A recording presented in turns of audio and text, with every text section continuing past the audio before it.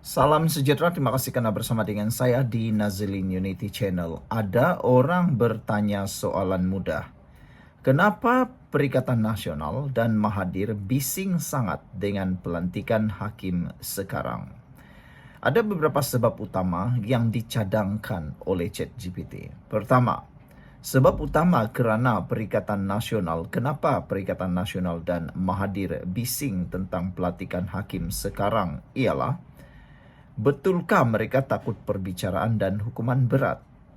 Menurut ChatGPT, ramai pemimpin PN termasuk kluster mahkamah macam Muhyiddin, Mahathir dan ramai lagi kini sedang berhadapan dengan siasatan dan berdepan dengan perbicaraan kes rasuah dan salah guna kuasa. Saudara, yang mungkin mereka takut ialah kalau ketua hakim baru dilantik oleh kerajaan Anwar, mereka mungkin takut ketua hakim ini akan tegas dan tidak boleh dimain-mainkan. Akhirnya, mereka akan kena hukuman berat. Adakah itu faktor pertama mereka bising? Yang kedua, naratif kehakiman dikawal oleh Perdana Menteri Anwar Ibrahim.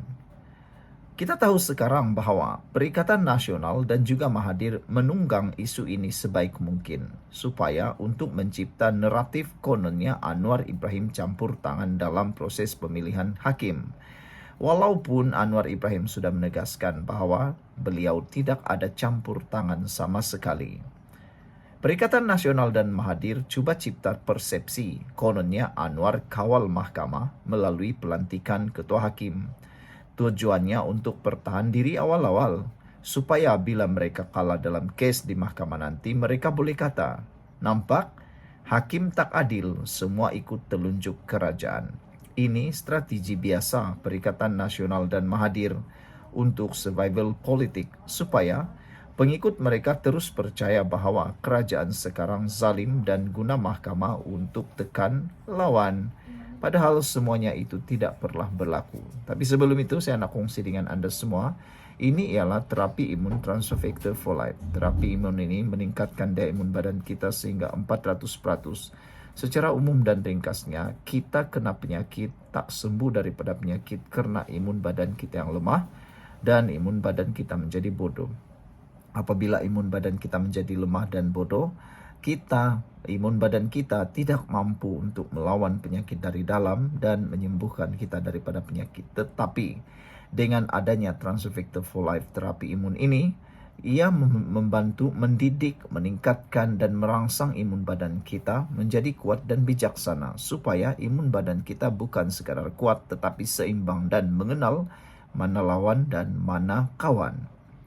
Transfer Factor ini ialah penemuan paling bersejarah dalam dunia kedoktoran abad ini. Dapatkannya melalui nombor telefon yang tertera. Jangan tangguh-tangguh, nanti anda terlambat. Ini ialah lulus KKM dan diperakui oleh doktor-doktor di seluruh dunia dan juga halal. Dapatkannya sekarang. Saudara, ada juga yang mengatakan bahawa mereka bising, Perikatan Nasional dan Mahathir mungkin bising soal pemilihan hakim yang baru kerana trauma isu 1988. Mahathir sendiri ada sejarah hitam campur tangan kehakiman masa dia jadi Perdana Menteri. Krisis kehakiman 1988 di mana ketua hakim waktu itu, Tun Saleh Abbas dipecat. Mahathir tahu sistem tu macam mana. Sebab itu dia gelisah bila dia bukan lagi yang kawal semua. Dia takut permainan yang dia pernah cipta kini mungkin akan makan diri balik. Keempat, kembali kehakiman kepada bebas. Di era Anwar Ibrahim ada usaha reformasi kehakiman untuk kembali kepada prinsip keadilan yang sebenar. Bila hakim dah bebas, mereka yang salah tak ada kabel lagi untuk lepas diri. Sebab itu, Perikatan Nasional dan Mahathir mungkin menjadi makin kuat lagi bersuara. Kesimpulannya, kalau mereka tak buat salah, kenapa nak takut dengan hakim yang bebas? Tapi, mungkinkah sebab ada perkara-perkara tersembunyi yang mereka takut? Sebab itu, mereka bising. Kerana nampaknya ada yang cuba mempertahankan diri dan cuba menimbulkan keraguan kepada pimpinan kerajaan Anwar Ibrahim Madani ini supaya rakyat marah dan mereka pula akan menunggang sehabis baik. Apalah pendapat anda semua? Sekian dulu untuk kali ini. Jangan lupa tinggalkan komen anda, tekan butang subscribe. Bye-bye. Salam sejahtera, terima kasih karena bersama dengan saya di Nazilin Unity Channel. Ramai yang tanya saya di dalam ruangan komen, di dalam konten saya. Mereka bertanya, agak-agak apa komen daripada Rafizi sekiranya beliau digantung daripada PKR ataupun dipecat daripada PKR. Yang paling menjadi tanda tanya ialah apa juga kesan yang akan berlaku kepada PKR jika Rafizi digantung. Dan adakah ini akan menumbangkan Anwar Ibrahim? Itu antara pertanyaan daripada netizen, khususnya para penonton yang sering kali mengikuti rancangan dalam channel saya. Saudara, akhirnya kita temui apa jawaban Rafizi kalau beliau digantung oleh PKR.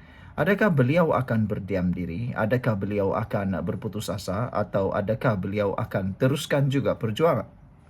Rupa-rupanya ini jawaban Rafizi Ramli. Kata Rafizi Ramli, walau mereka digantung, hal itu takkan menutup mulut mereka. Jadi bermaksud gantung atau tidak, mereka akan tetap buka mulut. Jadi soalan yang paling mudah, mana satu yang lebih baik? Gantung atau tidak? Sebab kata Rafizi, mereka digantung pun mulut mereka akan bercakap, tak digantung pun mulut mereka akan bercakap. Adakah ini satu petanda bahawa mereka bersedia untuk melakukan satu rencana yang lebih besar?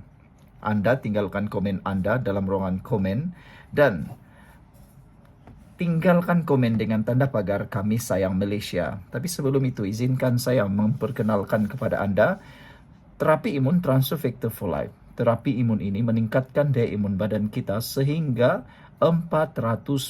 Secara umumnya, apabila imun badan kita lemah, apabila imun badan kita menjadi bodoh, apabila imun badan kita tidak dididik dengan betul, ianya akan memberikan kesan sangat negatif terhadap tubuh badan kita, khususnya kesehatan kita.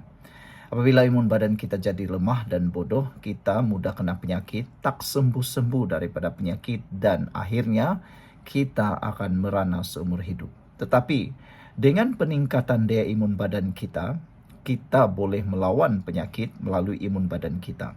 Imun badan kita jadi bijaksana dengan terapi imun ini dan ianya akan menentang atau melawan penyakit dari dalam tubuh badan kita sehingga akar penyakit dikalahkan oleh imun badan kita.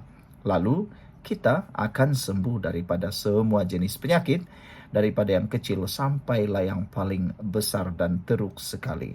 Dapatkan produk Transfer Factor for Life terapi imun ini melalui nombor telefon yang tertera. Ingat, produk ini adalah penemuan paling bersejarah dalam dunia kedokteran pada abad ini. Ianya dibuktikan melalui klinikal dan juga halal serta diperakui oleh seluruh doktor di seluruh dunia termasuk di Malaysia dan lulus KKM. Dapatkannya melalui nombor telefon yang tertera. Baiklah, Rafizi akhirnya buka mulut berkait dengan apa yang akan mereka lakukan kalau mereka dipecat atau digantung daripada PKR. Rafizi kata, walau mereka digantung, mereka takkan menutup mulut. Rafizi Ramli berikrar untuk terus bersuara meskipun ada usaha untuk menutup mulutnya dengan saranan agar keanggotaannya dalam PKR digantung selepas menggesa kerajaan menubuhkan Suruhanjaya Siasatan Diraja RCI bagi meneliti isu pelantikan hakim-hakim kanan. Bekas timbalan Presiden PKR itu menegaskan penggantungan terhadap dirinya serta 8 ahli parlimen PKR yang lain tidak akan menyelesaikan sebarang isu yang wujud dalam parti.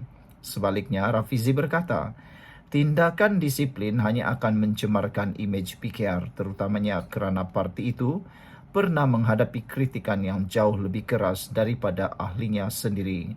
Menggantung kami tidak menyelesaikan masalah kerana kami dibayar gaji oleh rakyat untuk bersuara bagi pihak mereka. Jadi kami akan terus bersuara, kata Rafizi. Menggantung kami juga hanya memberi gambaran bahawa tidak ada ruang demokrasi dalam PKR, lebih-lebih lagi apabila ada ahli parlimen seperti ahli parlimen Pasir Gudang Hassan Abdul Karim yang lebih teruk mengkritik Perdana Menteri sebelum ini, tetapi tidak ada tindakan pun, katanya menerusi hantaran di media sosial hari ini. Pada November tahun lalu, Hassan dirujuk ke Lembaga Disiplin PKR susulan kritikan terbukanya terhadap kerajaan termasuk tindakan Putrajaya menganugerahkan pelaksanaan rangkaian 5G kedua kepada syarikat U-Mobile Sdn Bhd. Namun, Majlis Pimpinan Pusat PKR kemudian memutuskan untuk tidak mengambil sebarang tindakan terhadap Hassan yang sering mengangkat isu takbir urus, ketelusan dan kebajikan rakyat secara lantang. Kenyataan Rafizi hari ini hadir susulan taklimat khas yang diadakan oleh Perdana Menteri merangkap Presiden PKR Anwar Ibrahim bersama ahli parlimen PKR pada 14 Julai lalu. Bagaimanapun, Rafizi tidak menghadiri pertemuan tersebut. Menurut memo dalaman bertarikh 16 Julai yang ditandatangani Setiausaha Agung PKR Fauzia Saleh, sesi itu menekankan peringatan dan maklum balas Anwar bahawa sebarang kebimbangan perlu dibincangkan terlebih dahulu dengannya sebelum keluar sebagai kenyataan umum. Fauzia turut menegaskan kepentingan mekanisme semak dan imbang dalam dalaman sebelum sesuatu isu dibawa ke pengetahuan umum dan berkata, tindakan beberapa ahli parlimen telah ditafsir sebagai bentuk undi tidak percaya terhadap Anwar. Tindakan ini perlu diambil serius dari sudut disiplin dan etika kepimpinan, kata beliau. Saya menyeru semua ahli parlimen PKR mengambil peringatan ini secara serius dan menjadikannya prinsip dalam disiplin organisasi, kata Fauzia dalam memo berkenan yang dilihat oleh Malaysia Kini. Namun, bertentangan dengan nada memo tersebut, Rafizi dalam nasihatnya kepada pemimpin PKR peringkat cabang yang baru dipilih berkata, PKR tidak dibina dengan menutup mulut. PKR nampak dinamik kerana kita sentiasa bergerak secara organik dan memberi ruang kepada sesiapa sahaja untuk membawa isu rakyat tanpa mengikut hierarki atau jawatan parti. Kita juga diminati rakyat sebelum ini kerana kita paling cepat dan lantang bersuara dalam isu-isu rakyat. Itulah amalan kami yang tua-tua ini buat sehingga PKR berjaya membentuk kerajaan dan membuka peluang kepada pimpinan baru seperti ketua-ketua cabang ini untuk menjadi orang besar dan berjawatan, katanya. Terdahulu, seramai 19 ketua cabang PKR Johor menuntut agar Rafizi dan 8 lagi yang senada dengannya digantung kerana melanggar disiplin parti apabila mengadakan sidang media untuk mendesak penubuhan RCI. Sehari kemudian, 11 ketua cabang PKR Kedah turut menyokong gesaan itu.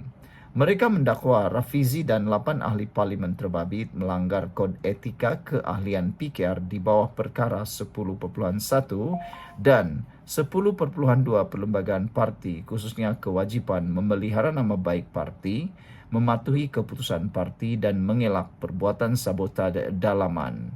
Apa pendapat anda tentang isu ini? Bagaimana pula pendapat anda? Patutkah Rafizi keluar parti, digantung atau dipecat? Satu daripada komen yang diberikan ialah Black Zebra kata, kami sekeluarga hilang kepercayaan atas apa yang berlaku sepanjang kurang lebih 3 tahun bawah PKR Kerajaan Madani. Bukan saja tiada reformasi, sebaliknya dia meneruskan dengan menghidupkan apa yang diajar oleh Tun Mahathir, kata beliau. Apa pula pendapat anda semua? Sekian dulu untuk kali ini. Jangan lupa tinggalkan komen anda, tekan butang subscribe. Bye-bye.